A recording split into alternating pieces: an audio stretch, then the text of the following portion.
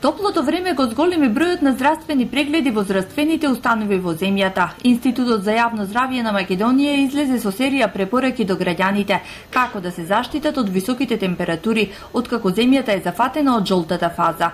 Со таа цел се препорачува заштита од директно изложување на сонце, да не се излегува без потреба надвор меѓу 11 и 17 часот, да се носи лесна облека, заштитни очила и капа, да се конзумираат лесна храна и пијалоци, а особено внимание да се обрне на подготовката и конзумирањето на храна, да се внесува голема количина течности, најдобро обична вода, а да се избегнуваат алкохолни пијалоци.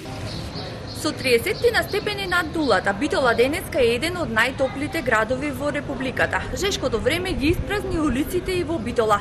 Единствено минимално раздвижено е тука на битолски широкстогак, каде што битолчани и денеска излегуваа на својата дневна доза на кафе. Битолчани велат дека на различни начини се заштитуваат до топлото време, сепак посочуваат дека не се изненадени од високите температури, кои во Битола се вообичаени во лето.